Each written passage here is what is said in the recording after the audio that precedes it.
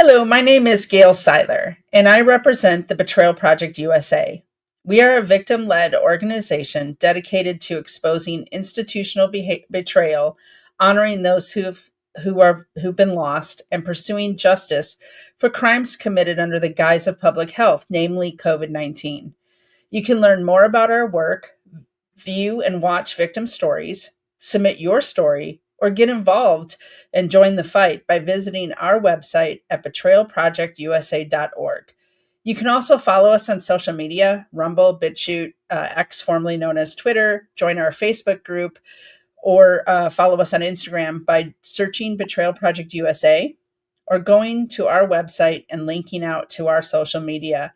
Today, I have the privilege of speaking with Annette Sanchez, whose father was killed by the COVID protocols in California. Annette, first of all, thank you for being willing to tell your dad's story. I know it's difficult, and I can see you still feel that loss like it was yesterday. Tell the tell the world about the kind of man your dad was and who your dad was. Oh, girl. Um, my dad was, and he is. Uh-oh, it says recording error. I don't know. No, Is that you're okay? good. Okay. Um, he was everything. He was the rock to our family. My mom, my kids. Um, he was just a special guy. Um, I shared with Jeannie that he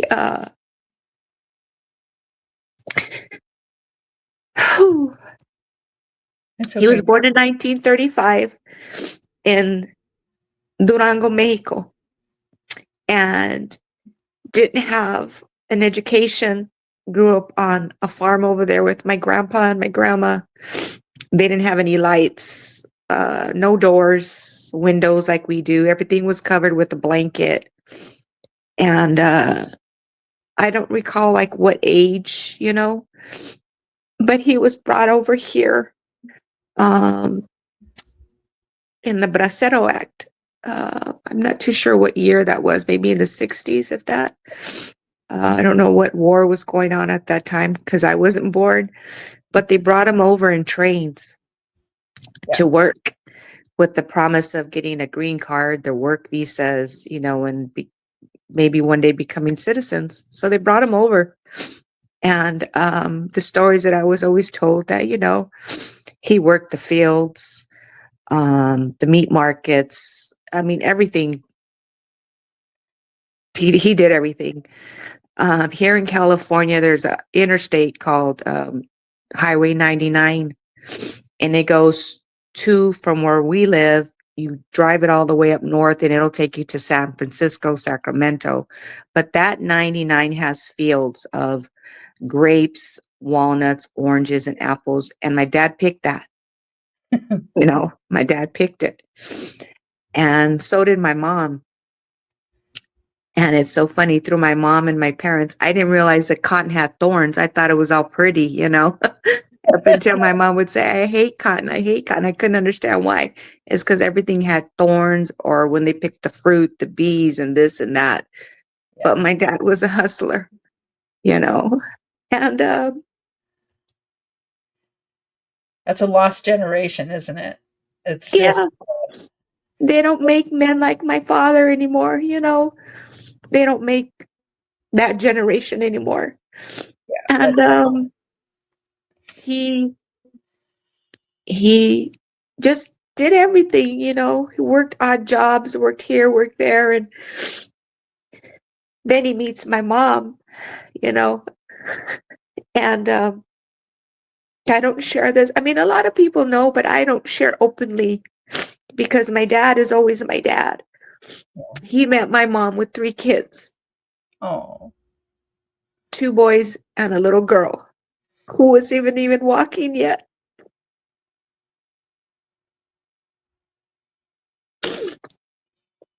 And he took her as his own, Yeah. and he raised that little girl, and he loved her, and he called her his daughter, and provided for that little girl, put a roof over her head, clothes on her back, made her feel safe.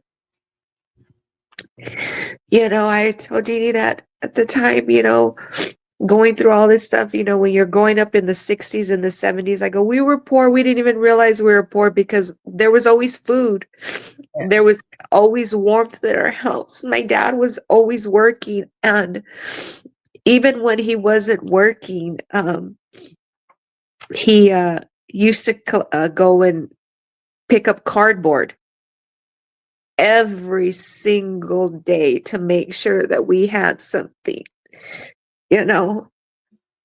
He bought my mom her house. I was 6 or 7. It was for $27,000. They put $500 down, and their house payment was $200 a month. Those were the days. And those were the days. And he was just everything, everything a little girl could ask. Yeah.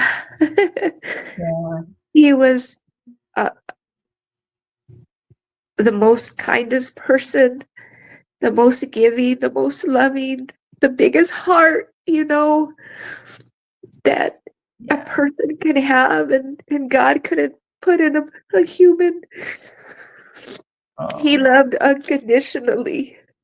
The world is a lesser place without my father. It really is. But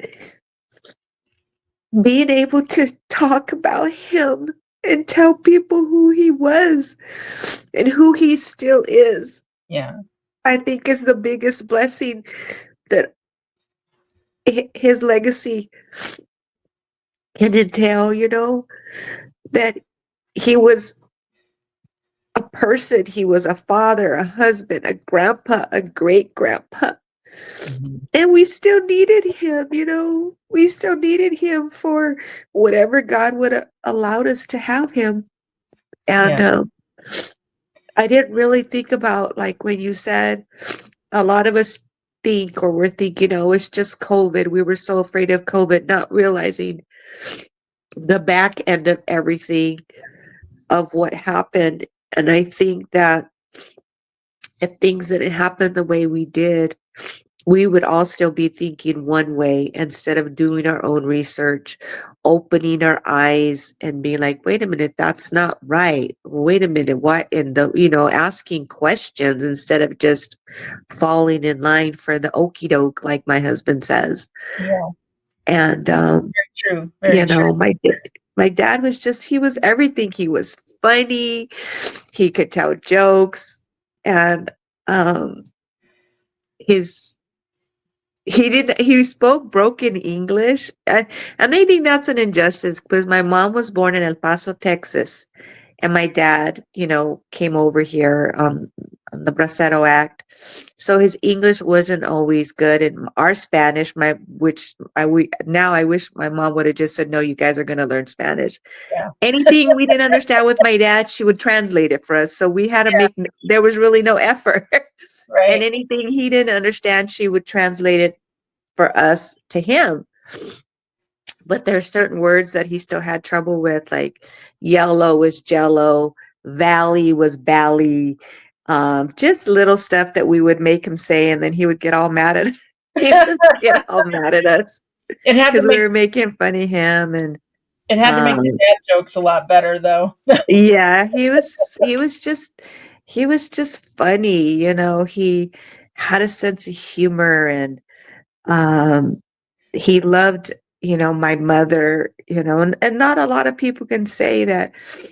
I mean, we all have kids, everybody, you're not going to meet someone that has no kids or no baggage, so to speak. But he came in and he loved my mom, and he took us all in and provided, and he just gave this little girl, you know,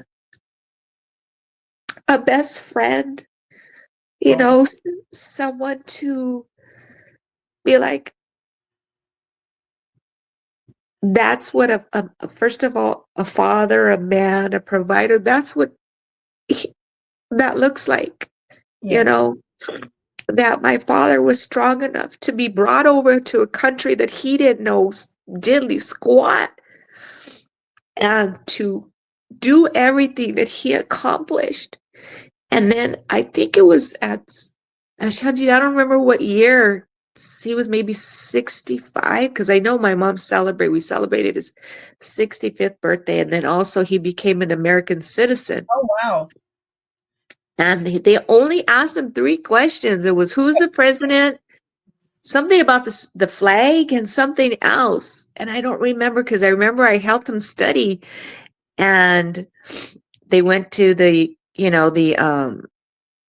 convention center in downtown Los Angeles, and it was so many people, but he became a citizen, and that was something that he was just so proud of. That yeah, he shrunk the little paper like this, and he would keep it in his wallet, oh and we lived the American dream at that time. He came over, he worked his green card, his American citizenship, he bought a home, yeah, and I was telling her when he had been out of work, he had got hurt at a job, and he had been out of work for what it seemed like years. I know I was about 16 at the time, and what it seemed like years in 85, yeah, like 85, um, he would go collect cardboard, and he would go to this place. It was General Electric, and they would save the cardboard for him. Other people would try to come and get it and be like, no, that's for Alfonso, that's for Alfonso. And oh then one day he was getting the cardboard, and the two big bosses, Gary and Steve, I remember, they asked him, so what do you do, Alfonso? What else do you do besides this? And he said, this is the only thing I do. I don't have a job. So this is my job. I provide for my family by doing this. And they told him, Alfonso, you come in tomorrow at 7 o'clock and you fill out application and you got a job with us. oh 25 years there. oh my goodness, 25 years there. And the only reason that he stopped working because my mom got really sick. But I got a job there. My brothers, his nephews, everybody that he can get in. There was no Indeed or LinkedIn. It was everything was word of mouth. And oh yeah, he's a good guy. She's a good girl. And he got everybody in like that. And towards the end of everything, he wasn't doing physical work anymore. He was in charge of all the people. They had stuff, what they call rework. And yeah, that was just stuff like if they didn't have a piece of paper or all the pamphlets that, needed to go into the refrigerators, washer dryers, they would just bring in temps. And a lot of them are Spanish speaking. So my dad would be in charge of all the temps, just tell him what to do. And that's all he did for the last maybe 10 years, of yeah, working, that he wasn't working a physical job anymore. He was going to work and he was in charge of all these people, and was entrusted sometimes that they would go to Tijuana, to TJ, to Mexico. yeah, And they would go on a street, it's called Revolution, and they have all the potteries and the blankets. Right as soon as you cross from San Diego to right there's the border. And they would take pictures of all the potteries and this, and they would tell my dad, Alfonso, tomorrow we need you to go to TJ for us, Tijuana, and go right here and buy us all these things. You don't have to come to work. We'll punch in for you. Just go get us those things. And my dad would go.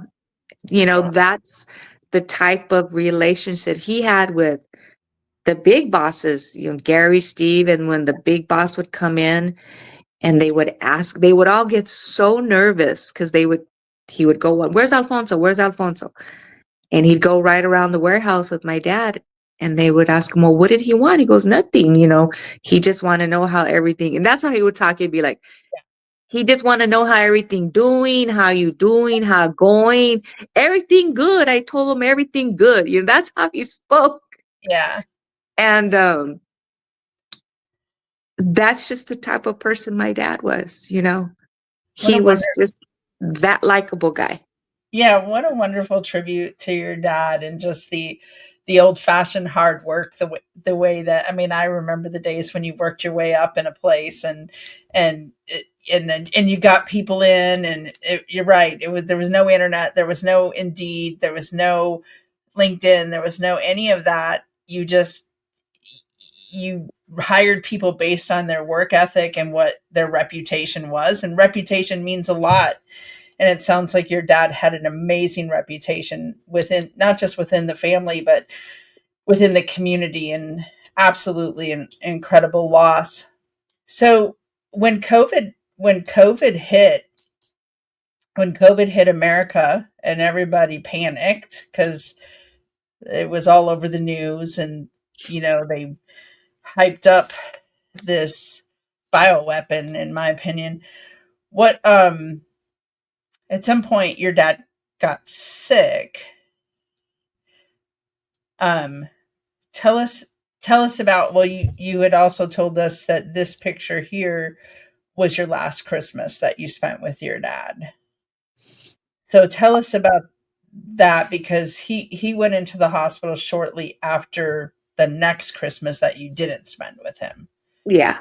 Yeah, he did. Yeah, this was that Christmas we spent together, and he came over and we had tamales and just kind of, hung out. He was an avid Dodger fan, so I want to say the Dodgers might have been playing, because after that he sat there in the living room and just watched his games. Or he would like to go into the other part of our house, and we had a comfortable couch, and he would just go lay there and fall asleep. And then COVID comes the following year, and not that we didn't take it serious, it was still like new, you Yeah. know, things were still open, but there was the rumor that they were going to shut down California. Yeah. And I remember my grandson Caleb had just started playing baseball and was pitching. And I remember the last game. And then after that following game, and that was like in March of 2020, they said, "We're done. We can't come out." Um, our infamous governor Yeah. shut us down, Yeah. shut us all down. You can't go visit. You can't this. We're all in pods, living in pods, Right. Can't go to and the beach, can't can't go go nowhere. Only visiting like my parents, my dad, my daughters, like just in those little areas, just like only like four family members in four houses we would be going to. yeah. And with my dad living by himself, because my mom had passed in 2012, um, he wasn't alone. He had renters that he lived in the main house, and the other parts of the house were rented out. So they would come and talk to him. I would go talk to him if he had a doctor's appointment. Mhm. I would still take him and still visit him. But I think I was more afraid or concerned than he was, because there were lots of times that I would tell him, "Abba, you're going out. You got to wear your mask. You got to be careful. You got to do this." Because now things were really starting to change. Yeah. We started hearing of people dying Yeah. and stuff like that. And, you know, it just, the change was everywhere. And I was always more concerned because he was so carefree. Nothing's going to happen. And yeah, nothing's going to happen. I'd be good. I'm fine.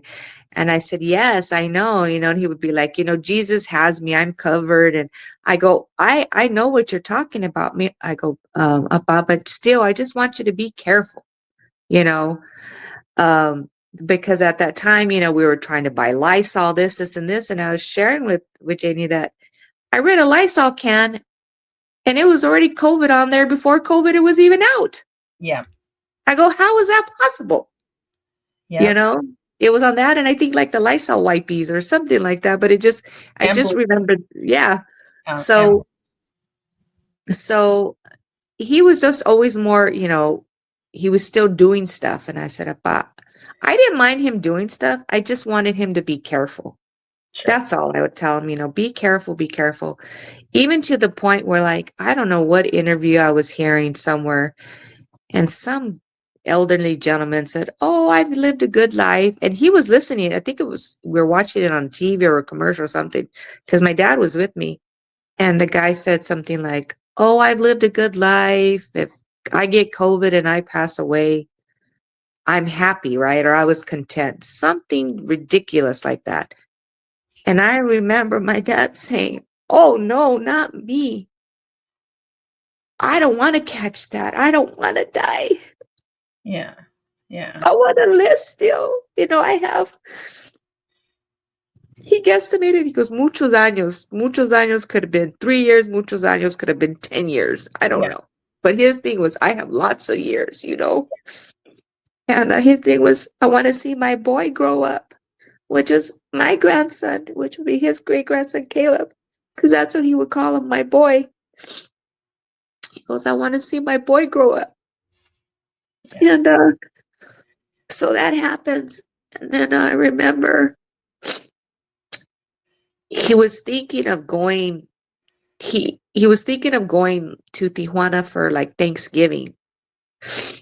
And I said, "No, Papa, I want you to come to my house." He goes, "Oh, no, I changed my mind. We're going to spend Thanksgiving here." Okay, no problem. And then right before I caught him to ask him to come to our house, I said, "Papa, we're going to be here for Christmas. Me and the kids and the grandkids, come to the house." He goes, "Oh, no, I'm going to stay with Linda," which was a nephew and a niece that he was staying with. So I said, okay. And I said, "Pero I don't want you going nowhere, I don't want you going to Tijuana or, no vas a trabajar, no vas a salir, meaning you're not going to go anywhere." He goes, "No, no, I'd be good. I'm good. I stay home," right?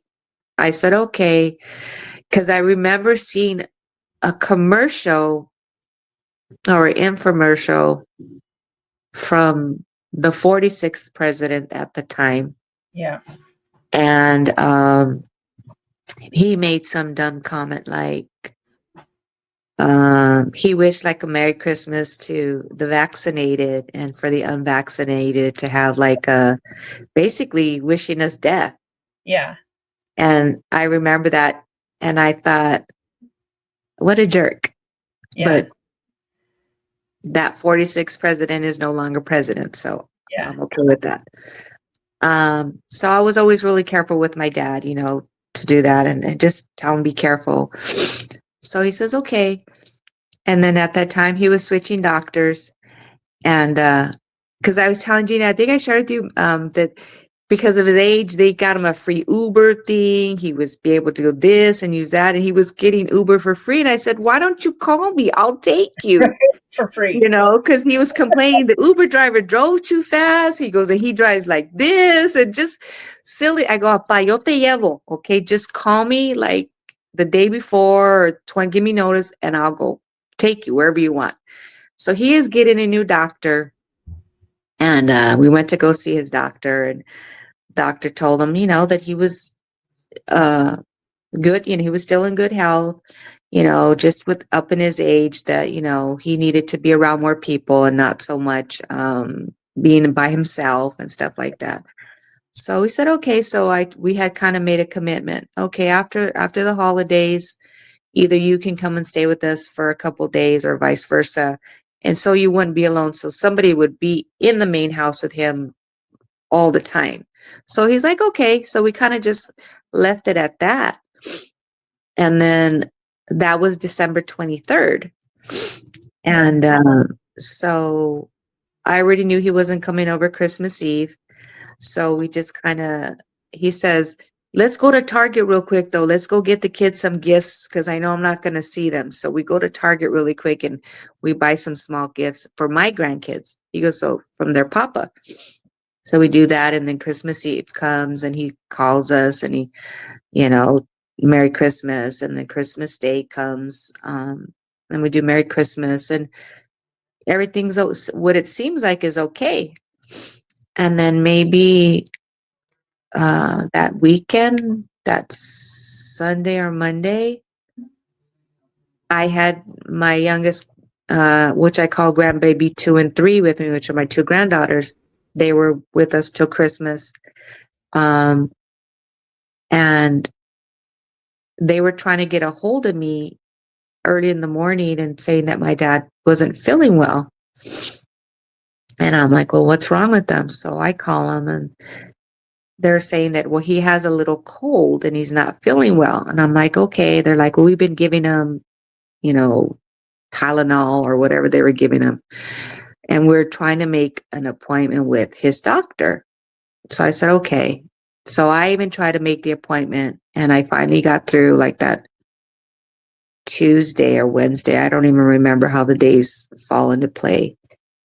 And they say, well, you can't bring him in. You need to take him to emergency. So I said, okay. So I called my dad and I said, Appa, this is what they said, that you can't go see your doctor. You need to go to the emergency. ¿Cómo te sientes? I'll go pick you up. And he says, no. He goes, I take my medicine. I feel okay. He goes, I feel okay. I call you. That's how I said, I call you. If I don't feel better. So I said, okay. So then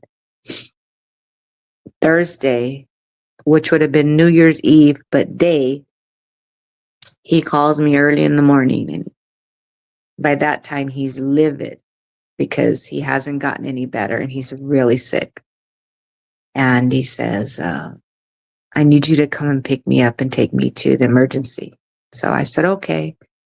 So I tell my husband, I'm going to go take my dad to the doctor.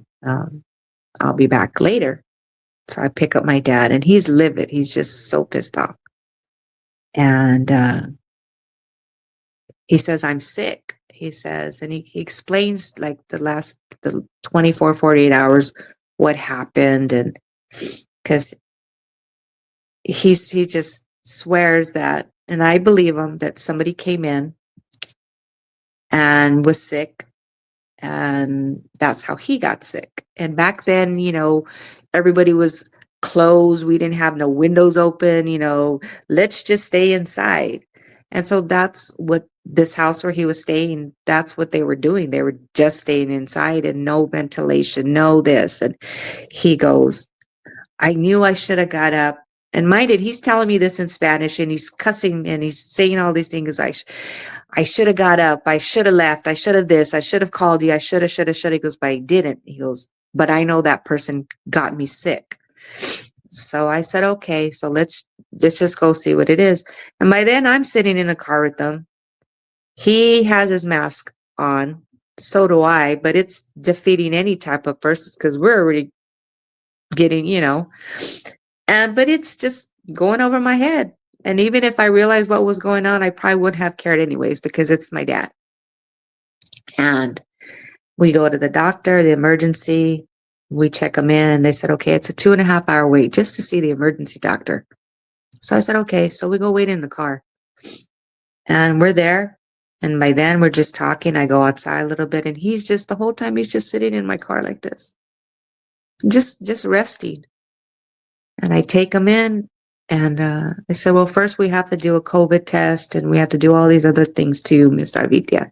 So he says, okay. And the test come back and it says, you're positive for COVID.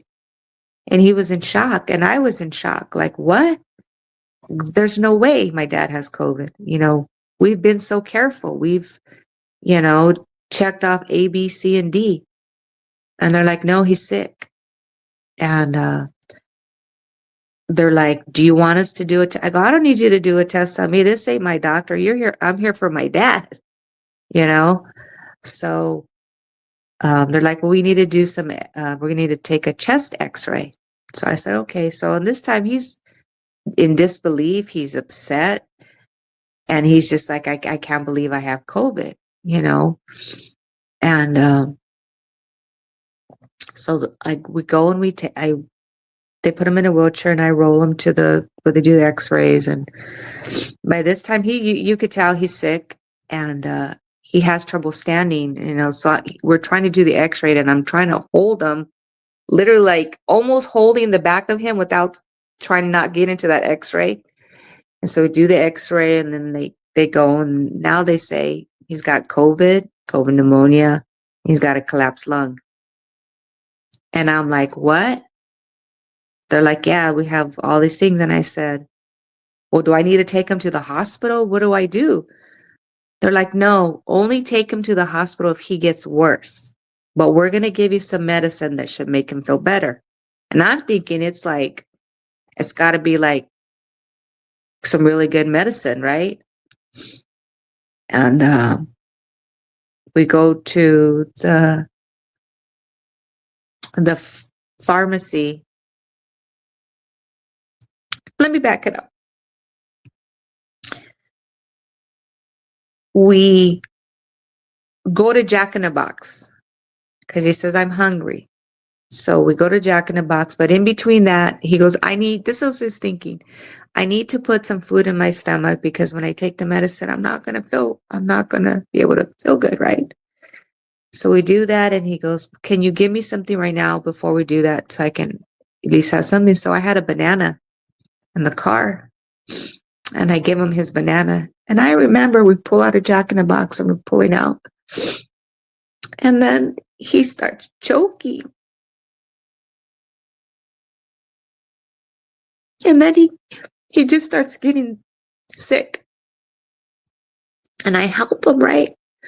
And I pull over and I go, Papá, ¿estás bien? ¿Estás bien? He goes, yeah. He goes, I just don't know why I couldn't swallow that banana. So I'm cleaning him up. And I said, well, you're going to get the medicine. You're going to feel better right now, you know? So we go and it's not ready. And so we wait. We're eating. We're trying to eat our food. And he's still talking on the phone, being a social butterfly, still trying to have some normalcy. Well, he has COVID, you know.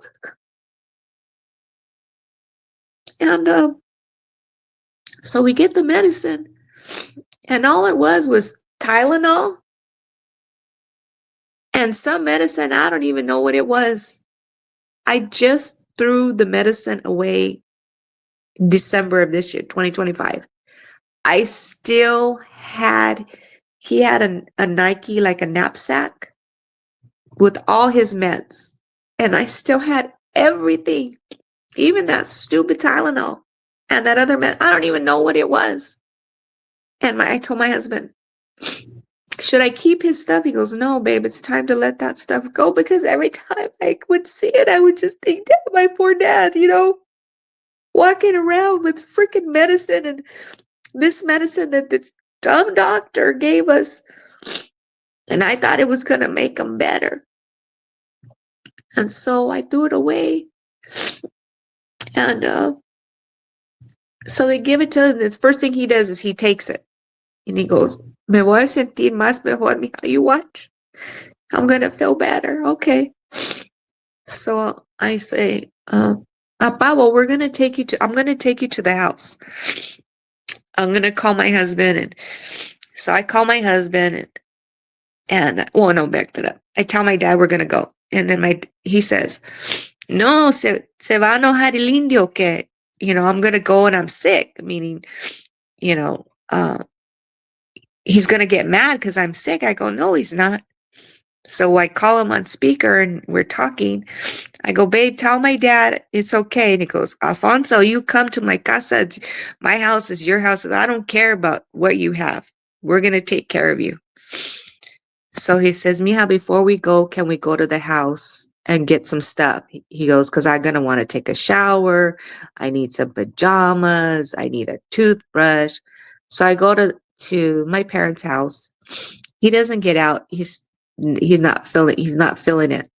So I grab everything for him and I put him in the car, and I take him, and the whole time he's just kind of looking out the window. We get to the house, and he goes, I want to lay down. So I said, okay. So we take him upstairs and we put him in one of our spare rooms, not realizing, that we probably should have sat him in the sun, kept him up, kept him this way. Instead, we were treating it like, well, he needs his rest. Let's just let him sleep, or let's this. So that was Thursday. That was New Year's Eve. New Year's Day came. From that night, he did a lot of coughing. He had a lot of phlegm in his throat, but he coughed a lot. And he was in one room, I was in the next room, and my husband was in our room. So he would call me, or he would ring the little bell that he needed to go to the bathroom, or he needed help getting up, or he was hungry. So there we go. Not realizing that we were already infected. But maybe that Saturday morning, I remember walking up our stairs and I'm like, man, I feel achy. I don't feel good. I'm like, no, I go, I'm just tired. And my husband the same way, And that Saturday morning, you would never. He was sitting up in his chair. He was talking on the phone. He was just so full of life, calling all his friends, saying, yeah, he's sick, but he's going to get better. He said in Spanish, mi yoya me va, she's going to take care of me. But that he called me that. I don't know where he got that name from, but he was telling everybody that I was going to take care of him. We were going to take care of him, and he was going to get better. And that was Saturday. And then we had a dog. His name was Petey. And that dog latched onto him Thursday, Friday, Saturday, Sunday, till we took him. And he would always say, he was saying, you know what they say about dogs? The dogs, they help you cross when you're crossing over. They're there to help you. And that dog was on him like, I use the expression white on rice. He was sleeping with them. If my dad sat up, he was at my dad's feet, and my dad was full of dog hair. He didn't care. Nobody cared. He was just enjoying the dog, right? And I talked to him. I said, Apá, si algo pasa, what do you want me to do? If something happens, what do you want me to do? He goes, well, I want to stay here. I don't want you to take me to the hospital, because he even said, I know qué pasa in the hospital. Yo sé que si voy, I'm not coming back. So he knew if he goes to the hospital, he wasn't going to come back. So I said, okay, are you sure? Yeah.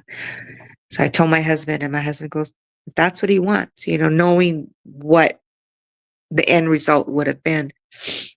But that night to the morning, I took him to the bathroom, and he says, Yoya, he goes, I don't feel good. No me siento bien. He goes, I can't breathe. I don't feel good. And I said, okay, ¿pa qué quieres?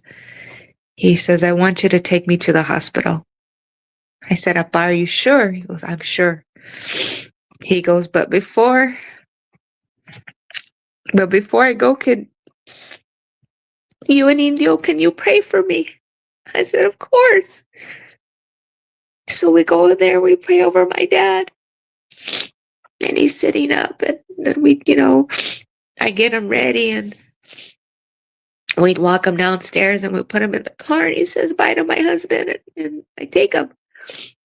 And I was going to take him to Kaiser, which was the closest hospital to us.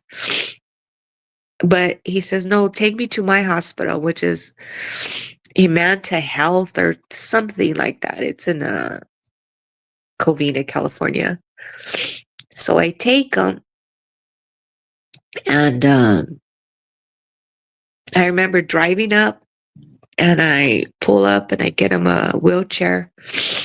And then I go and I park and I go and I check him in.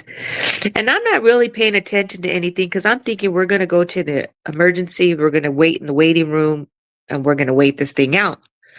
We go and we check him in, and they do all this thing. They do another COVID test. And I go, well, he's positive for COVID because that's, we just did all that. It's his hospital. So they find his chart. And they do his, they check his oxygen. And I think it was like at 60 or 62%. It was really low. And they said, okay. I said, okay, so are we going to wait inside? She goes, oh no, you guys have to wait outside.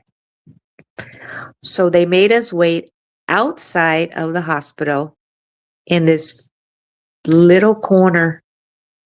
And this is where I get angry. Because you put my dad, my 85-year-old father, in a corner like a dog.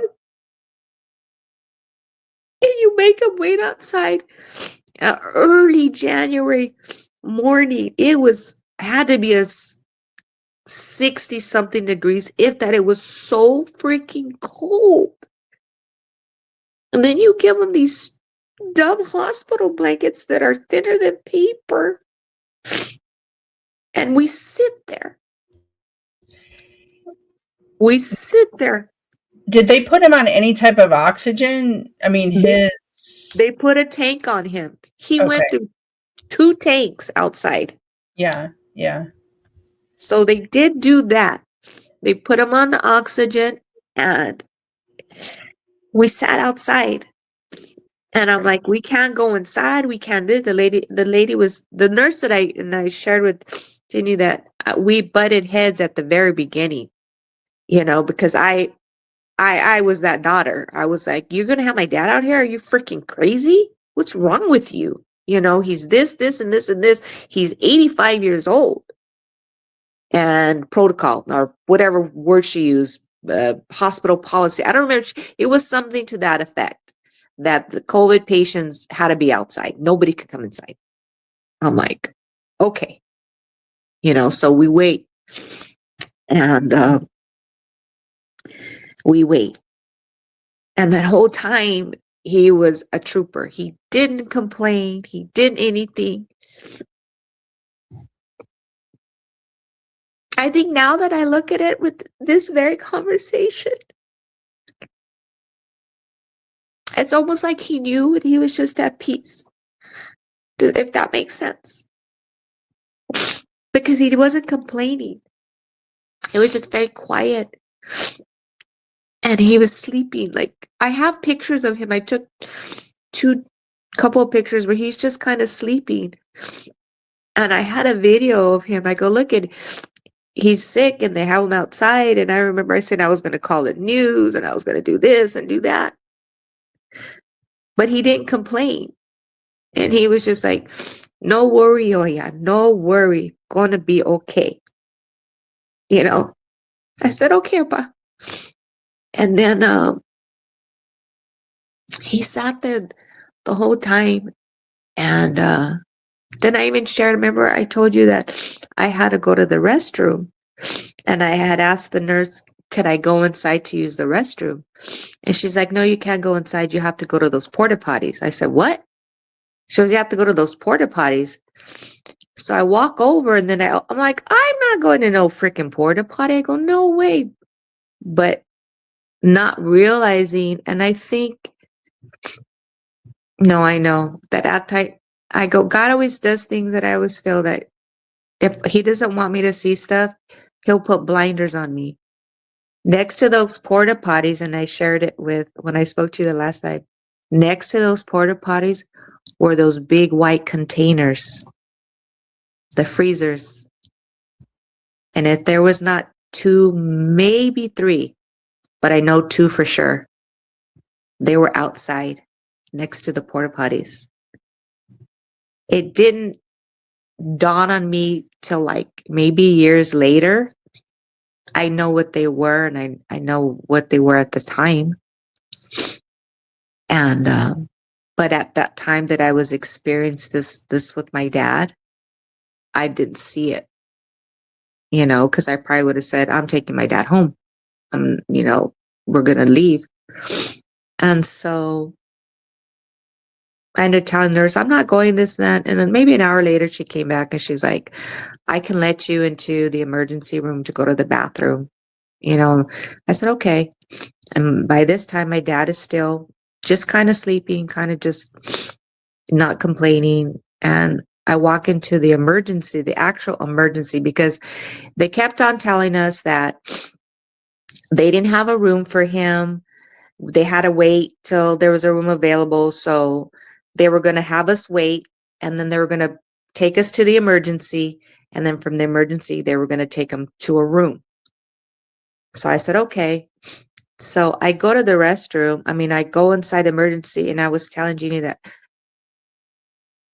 it was filled with sick people. Some people weren't even in the little thingies. They were just like in the gurney things in the hallway. It was like I had walked into a room of living death. That I know, I remember. It was just horrible. But here I am thinking, I have this mask on. I'm not sick. I go and whatever, go to the bathroom, come back, and my dad says, I remember he goes, you go to the bathroom? I said, yeah. He goes, do you feel better now? I said, yeah, I feel better now. So we talked, and we kept on, we kept on asking that. And then the nurse came, and she was like, okay, it's still going to be a while, so we'd have to wait. And I remember there were two doctors that came out. And the first doctor asked how my dad was doing, how long had he been like this? And I said, well, I know that he had started feeling, like Monday, and we were already on Thursday. We were like maybe 4 or 5 days in. I said, and then they asked, okay, well, if something happens, do you want him on a ventilator? And my dad said, no. If something happens, don't put me on a ventilator. I don't want any heroics. I don't want anything. You let me go. They're like, are you sure? And my dad was like, yes. And I said, well, if that's what he wants, I go, yeah, he doesn't want anything. I said, well, are you going to give him medicine? What's going to happen? They're like, well, we're going to do our best. Well, he's 4, but, and now that I keep on thinking, it's just like, the way you spoke about him, and we're right there now, just really paying attention. You were like, oh, well, it's 4 or 5 days. Well, we don't know. Like you were trying to convince yourself, not me, that he was going to be okay. If that makes sense, instead of being honest with me and saying no or yes, you were like, oh, maybe, I'm not sure. But they wanted to make sure he wanted to be on a vent if something happened, and he said no. So we let it. And then maybe a few hours later, another doctor came, not the same doctor, and asked the same dumb question. If my dad wanted to be on a ventilator or something, if he had to stop breathing. And my dad said no. And I go, no, he doesn't want to be on a ventilator. He doesn't want all that stuff. So they're like, okay, we're waiting for a room. And then we'll let you guys know. So we're like, okay. And by this time, it was maybe mid-afternoon, and I had already started not to feel well. I think all the adrenaline from those days, I just started to be sick. So I would tell him, I know I told him twice, Appa, I'm going to go sit in the car. I'm very cold. I'm going to go in the car. So I went in the car for a little bit, and then I came back. And then in between that time, he says, I need you to call Indio, which is my husband. He says, call him because I'm cold. I want him to bring my blankets and all these other things. So I called my husband. I said, my dad wants you to bring, his 2 of his blankets and some other stuff. So my husband brings them. And mind you, we're still outside, and we're it was a cul-de-sac. And then if you look straight, there's the hospital on this side. And we were literally like, we were on timeout. Mind that there was other people around, but they had us, I felt like they had us on timeout. So this was just like an open area outside, or so all this time, how many hours total were you guys outside before he even got into a cubicle in the ER? We got there about 6 o'clock in the morning. Mm-hmm. I left about a little before 7 and he was still outside. 7 at night? Yep. So they had you What there. what happened was I called my daughter, one of my daughters, and I told my dad, Appa, I don't feel well. I go, I don't feel well.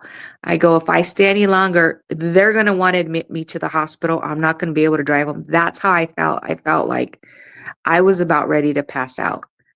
So I called one of my daughters and I told her what I was going to do. She says, okay, I'm going to go sit with grandpa. It'll take me 35 minutes to get there. I said, okay, what time I'm getting ready to leave and we'll be passing each other, you know? Yeah. So my middle daughter came, and she sat with my dad maybe the last hour before they finally got him a room in the ER. It was already dark. Wow. It They was already dark. This is January. Yes. And Yeah. they have him outside. He's sick outside. Did they give him any medicine? Did they start any type of Okay. So, so Nothing. so this is January. So when they finally brought him into the ER, was he then isolated? Well, they didn't let us. Let me go back. I leave and my daughter comes. And then they go and they tell my dad, okay, we got our room, but you can't come with us. Only your dad, only your grandpa. Only your grandpa could come. You have to say goodbye to your grandpa here because you're not allowed in the ER. And she called me. It was about 8:45. She says, I just left grandpa and he turned around. She said, and I remember she says, he always waved like this. She says, he turned around and he said, bye, Ambu. Her name's Amber, but he could never say, he called her Ambu. Bye, Ambu. And he said bye to her. And that was the last we saw of my dad. She saw my dad.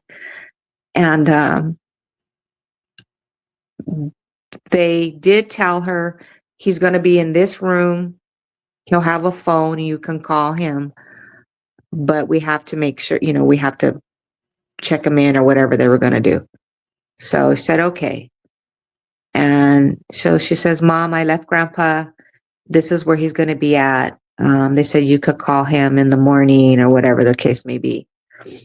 And when I told my dad that I was going to leave and that my daughter was coming, I had shared with Jenny that when my husband was there and he was bringing them the blankets, I go, I think now I could say that I think he really knew because he was thanking my husband for being the person he was, to him and for being the son-in-law and for being there for him. And he says, cuídame a mi Yoya. Take care of her for me. Thank you for everything. Thank you for todo que hiciste por mí. Thank you for, everything. He was thanking him for what he did for my dad, for what he did for me. And I didn't hear anything. I heard nothing of what he was saying to my husband. And after the fact, I just told, babe, was he good? Baby was telling me goodbye. And you didn't even hear anything. And then I just figured I wasn't supposed to because I would have probably just lost it, But he was saying goodbye and thanking my husband and to tell him to take care of me. So I told my dad, okay, Appa, ya me voy. I'm going to see you in the morning. As soon as I get up in the morning, I'm going to come and I'm going to see you. he goes, okay, Yoya. Goes, okay, Yoya. I see you mañana, tomorrow. Okay. My daughter comes and whatever little conversation they have, and then they call my dad. But I know it was already dark because I keep on remember when she called and I see the clock. It said 8:45, and she says, "Mom, they just took Grandpa in." And I said, "Okay." She goes, "This is where he's supposed to be. Call him in the morning." I said, "Okay." So I just remember going to sleep because I didn't feel well. I had the shakes and I was cold, and I went to bed. And then in the morning, the phone rang about 8:15, and it said Covina entered whatever the name of the hospital. So I said hello, and they said, "I speak to Annette Sanchez?" And I said, "This is her." I said, "Hi, this is so and so from the hospital. We're sorry to tell you that your dad passed away." I go, "What?" They said he passed away at 7:31 this morning. I go, "How? What happened?" By then I got up and and they're like, all they said was he stopped breathing. I said, "What?" They're like, he stopped breathing. And the next thing was, well, what happened with his stuff in his bed? They're like, well, they were going to throw like his blankets and stuff away. And I'm like, no, I'll go get them. I'm going to go get him stuff. I want to know what happened.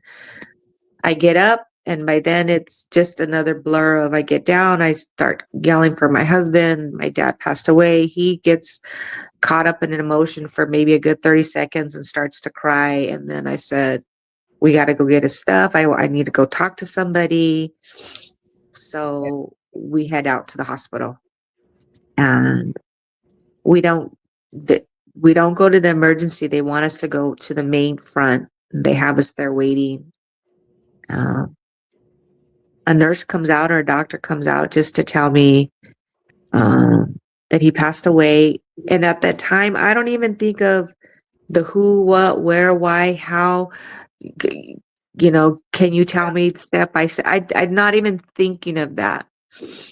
And they said, do you guys have anything, like a mortuary, this, that? And I said, yeah, my parents already had their affairs in order. So I just had to sign the authorization, waited for his belongings, and then we left in shock. Did they let you see your dad? No, Okay. no, no. They didn't even, I don't even know if he passed in the emergency room, if he finally made it upstairs. I don't know anything.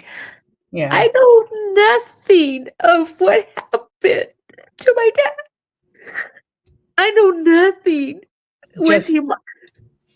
just in one night of 24-hour period, because he went in on the third, right? The Yeah. third, he died on the fourth. He passed away on the fourth in the early in the morning. So it was like 24 hours, and he wasn't.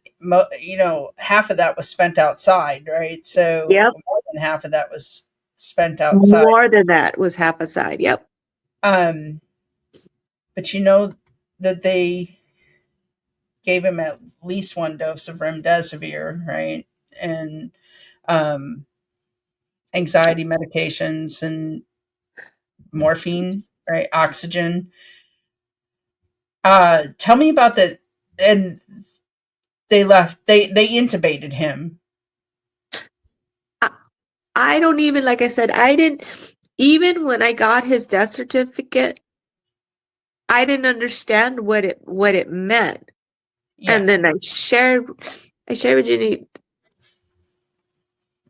what maybe the first when we talked like a month. Has it been a month already? Maybe yeah. what that was. I go, what does that mean? What did they do? Did they try to save him? Did they try to help him breathe? What happened to my dad? Yeah, You I trusted you. You said you were gonna take care of him, yeah. and we never got him back.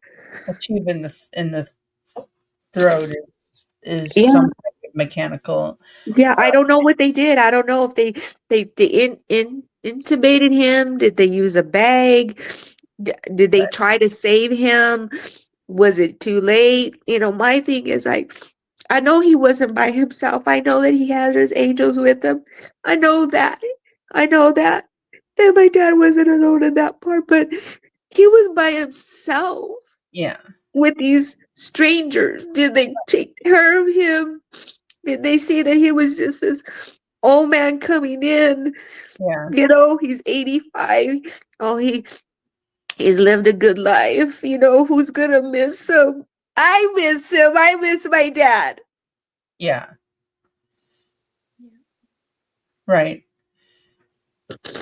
And they didn't take care of him because he spent over 12 hours outside in the freezing cold when he was Yeah, sick. That's yeah. insane to me, actually, that they would do that to people. Um, but also, his earlier attempt to get treatment, uh, you know, collapsed lung is a serious thing. It's dangerous and it's painful. So, they, if he truly had a collapsed lung,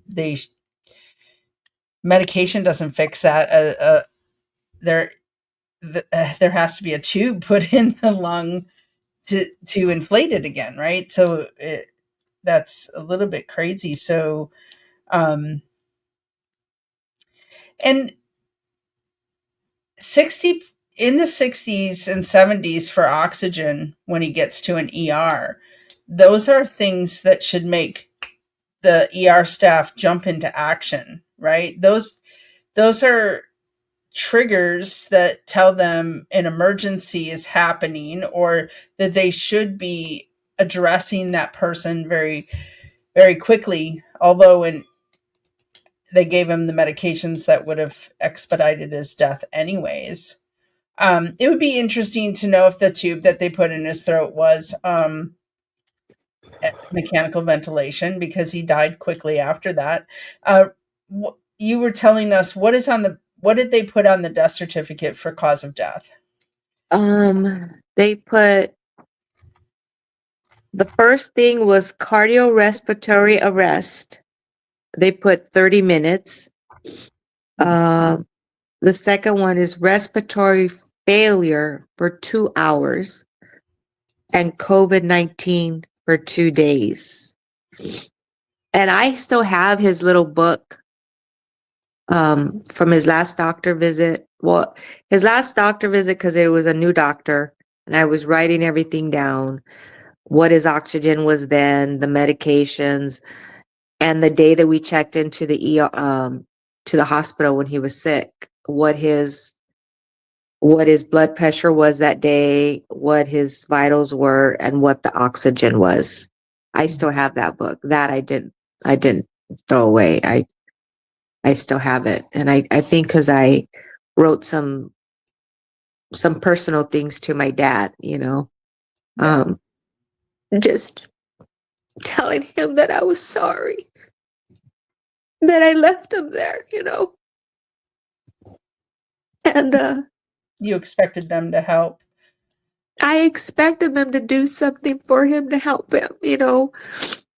Um, I didn't think that I was going to drop off my dad, even though we were hearing stories and it was all over the news. And I didn't think that I was going to drop off my dad and that he was going to die. Yeah. You know, Right. that's what I didn't think, because he was still so full of life and so full of energy and so,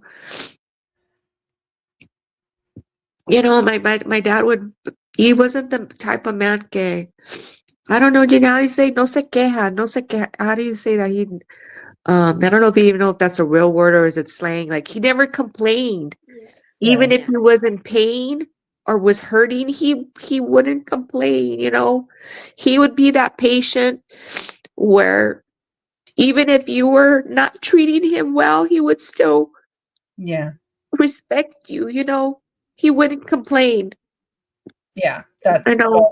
well, he would do what they needed to. Yeah. Yeah. He Yeah. would just go with the flow. He wasn't, you know, um, And they took it. they took advantage of that, and that is, they took advantage of kindness and compliance and follow people who follow the rules. Um, so tell us. I'm incredibly sorry about what happened to your father. This is a story that has just repeated itself over and over again. Although I have to say, him being outside for that long is absolutely disturbing. In January, like they couldn't section off a part of the freaking ER to It like was it's brutal. It's torture. It's my gosh. It only serves to make them sicker. That's crazy. Tell us. I'm going to ask two questions here, but the first is tell us about the impact that this has had on your life and the life and your family. um for me, okay. I had asked, I think I had shared with Jenny that I didn't know how I wanted to do it. If I wanted to do it like me, my husband, my kids, um, grandkids, or however. But for me, um, it's from a perspective of a daughter who lost her dad. Yeah. Um, so I will share, I guess, kind of that first. Yeah. Um, I'm 57. I just turned 57 on the 8th of February. And from 2010 to my dad's passing, I lost 3 people. 2010, 2012, and then my father in 21. And I don't know what is worse, knowing that the person's not going to come back or not knowing, was it better to know that they were going to die or not to know? Each passing was different, but with my dad as a daughter,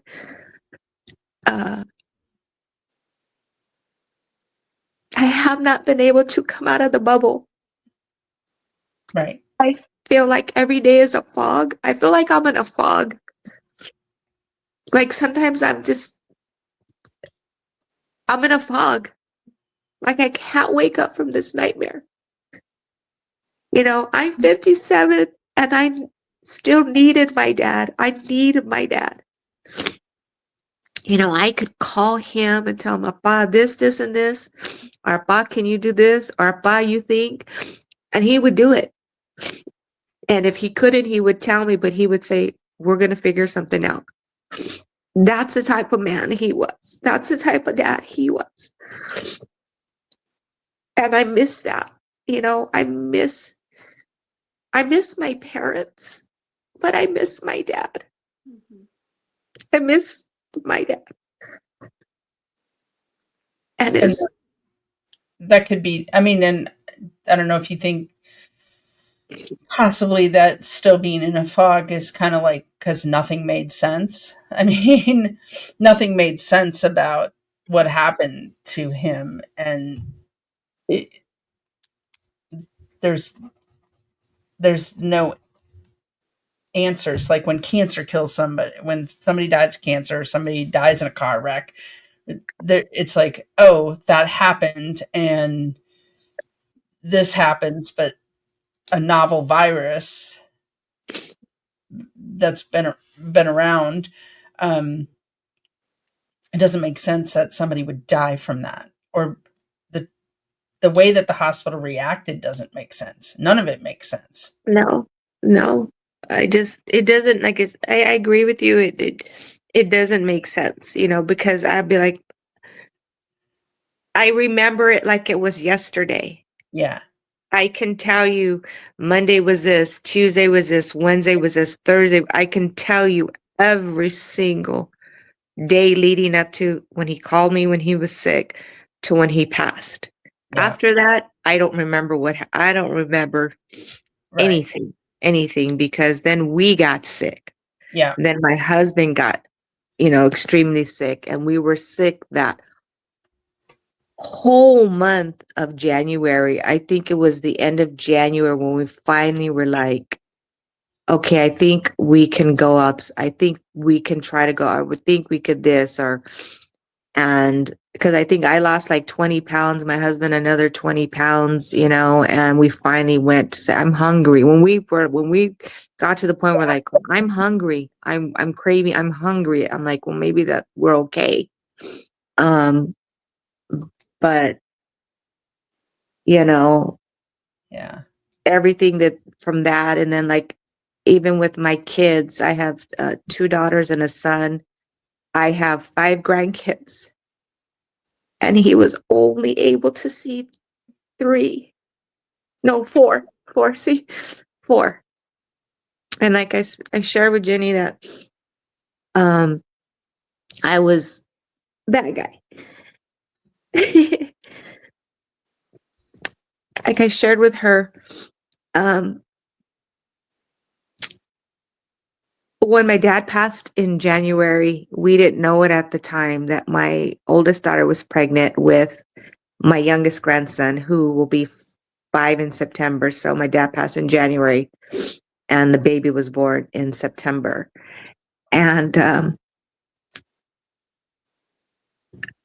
he came in the perfect time. Yeah. He brought sanity back to our home, sanity in this crazy world that we live in. And I always think that he wasn't able to meet the last one, but I think in passing that he did, Yeah. you know.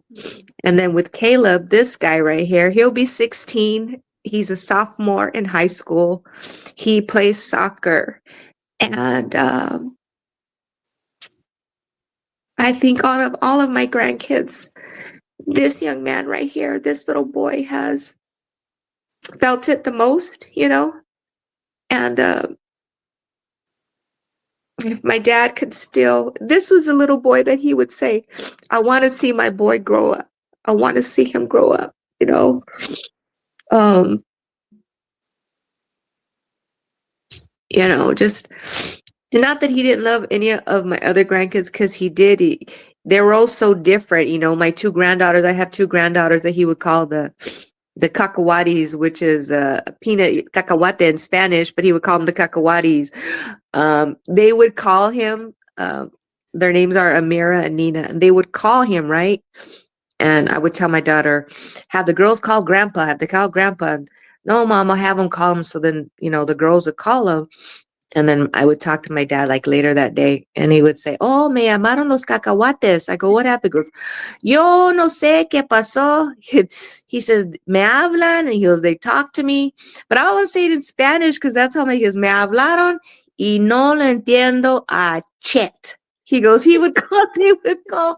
And my dad didn't understand anything they were saying, but that's how he would say it.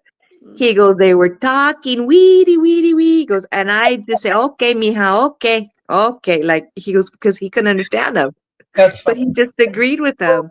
And then with my grandson, like I said, Caleb, they lived together so he was in constant with him, picking him up, taking to school. We would go to practices, baseball, whatever my grandson was in. My dad was always, and I would always tell him, I said, look at grandpa's, 85 years old, and grandpa still drives to come and see me, or grandpa still does this, to do this. And then, the granddaughters, I have one granddaughter that she could speak Spanish. So her name is Rose. And when she did, she would be, my dad could understand her, and or when he spoke to her in Spanish, she understood what he said. It Yeah. wasn't that blank stare. And then I always tell my husband just silly little things that what my dad would do. If he would dress my grandson, he would be like, before we got married, he goes, oh, I saw your dad today, and Caleb. I go, you did? He goes, I know your dad dressed Caleb white. He goes, because he would mix match. He would do like stripes and checkers and this and that. He goes, that's how I know your dad would dress Caleb, because they were always mix matched, or, you know, but Yeah, it's just so much that has gone that he hasn't seen in these 5 years, that, like I was telling Jenny, that I don't know how many more years that I know my dad would have been here. I don't know. It could have been 2 years. It could have right, been 6 months, you right. know, but the fact that this happened and he's not here and he's missed so much, I know that my kids need him. I have two girls and a boy, and I know they miss their grandpa, you know, Yeah, I know they do. And that void is just, that void is just, it's just a void, we don't forget, we don't move on. I think, like I said, we just learn to live with it. We learn to adjust. We learn to wake up every day and say, is this really my life? Not realizing back then, he passed of COVID, and then, like I said, start opening and doing our own homework and being like, that was no mistake. That was no accident. My dad should still be here. And then I think, um, if it wasn't for that, I wouldn't have met you guys, because I know how I feel, and I know that that void will never go away. right. And I know that the world is a place without my dad, and I just want people to know that he mattered. He was important. He could have been 185 years old. Yeah. That's exactly it, right? And so one of the reasons that our organization exists, and we're going to get your dad's story out there, is because there are a lot of people who haven't done the research yet, or they feel like something was wrong, like perhaps it wasn't COVID, because it wasn't COVID. It was all about the policies and the protocols and the incentivized protocols, which I find particularly sad in this story. Your father became a citizen late in life, and it was the proudest day of his life.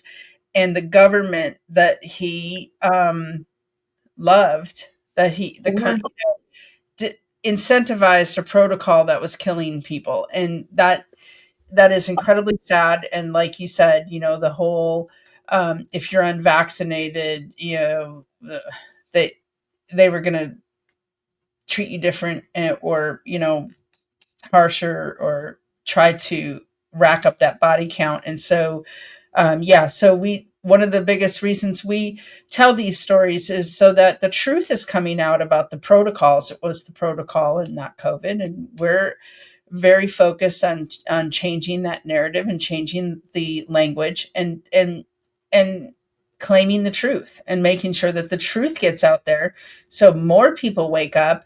And the fact of the matter is, we're right now in it. This is March 1st of 2026, and they are still doing the protocol, and Wow. still dying.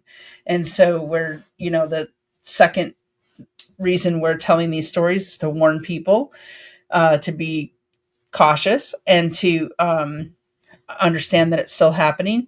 And if it wasn't happening with COVID, it will happen with the next thing. And then to get these protocols off the market. And so telling your dad's story is incredibly important. And we will get his story out there. I would just want to ask if you have any closing remarks for people who are thinking, was it COVID? Was it something else?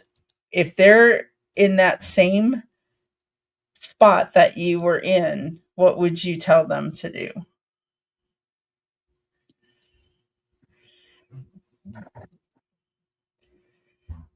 I think, looking back, don't be afraid to ask questions, question everything that they are trying to throw your way.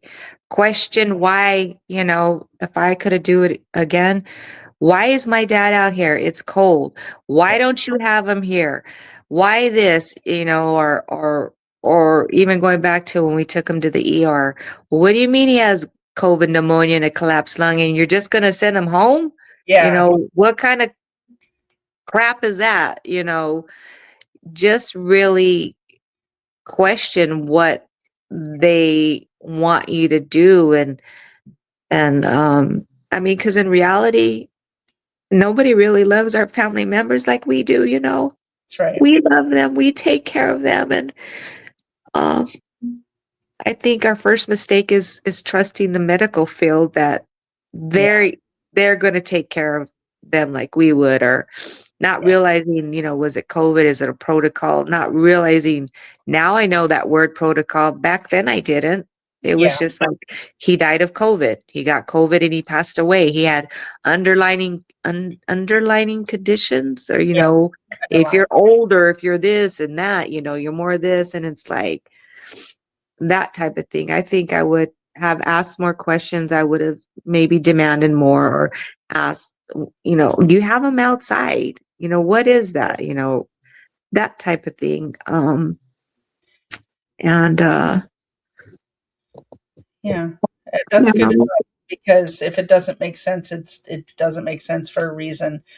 And I want to encourage people who are listening to this story who suspect that they may have a story, get the medical records, or just tell your story. Your experience matters more than and anything else. What you experience. So please just go to our website, betrayalprojectusa.org, submit your story.